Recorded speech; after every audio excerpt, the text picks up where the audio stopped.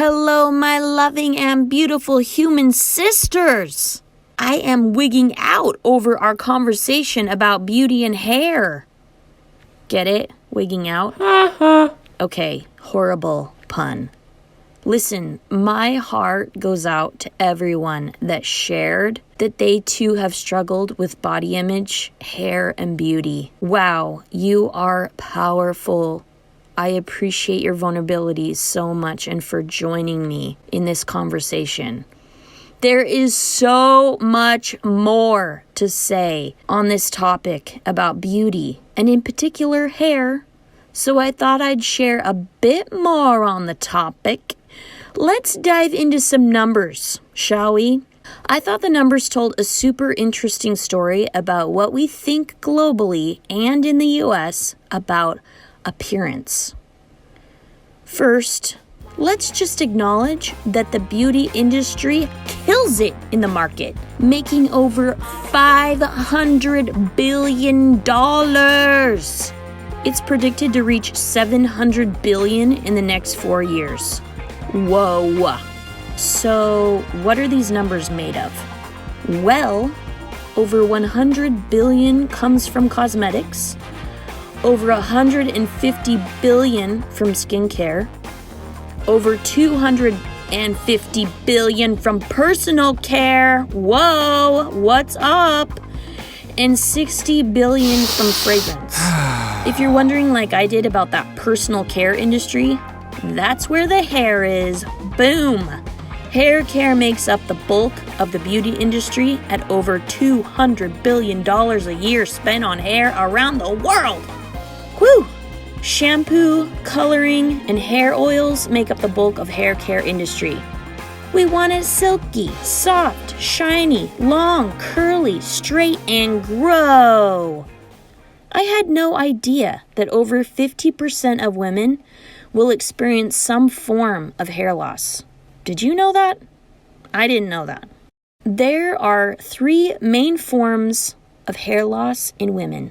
First, hair loss from medication or radiation like chemotherapy. For our sisters surviving and fighting cancer, we hear you, we see you, and we love you. Every one of us knows somebody who has fought or survived cancer.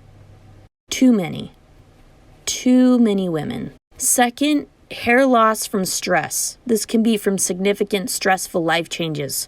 Divorce, moving, loss of job security, food security, trauma, illness. Lastly, women can also experience female pattern hair loss, either because of age, genetics, even menopause, maybe that's me, or even having a baby. What do we think is beautiful? What are the expectations of beauty for ourselves and our fellow sisters of humanity? What do we consider well-groomed? Best of all, what is ugly? Yeah, ugly. Ugly. What does ugly look like? You know what's really funny? The second thought I had about ugly is a bad attitude. That disdain look.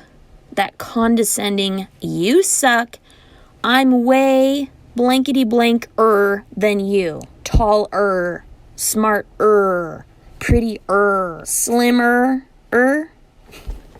Ugly is comparing oneself to another. You want to know what my very first instinctive thought was? The very first microsecond thought that came to mind is me.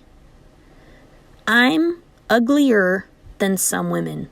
And here's my guess. Many of you thought this too. And the thing is that if the majority of women have thought this, it can't possibly be true, right? Because ugly comes from comparing. You compare yourself to someone else.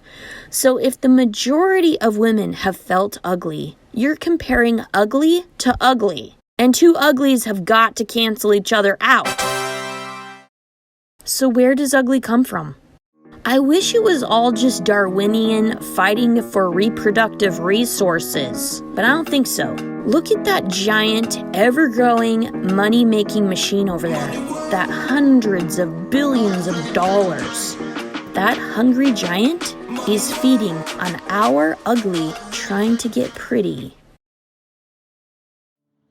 Now, I want you to look right at me, okay? Look at me in the video. Really look at my eyes and tell me I'm ugly.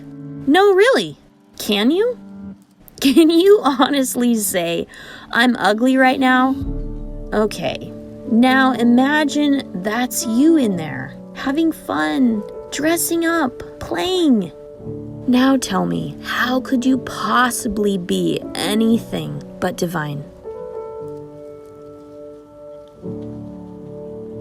My sweet friends, dress up, make up for you, for fun, for creativity, to feel good without feeding the comparison machine. You are enough.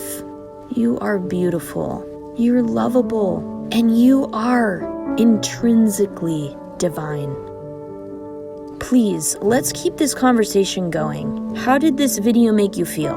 I want to know. Do you have more information to add? A comment? Question? The floor is yours, my friend.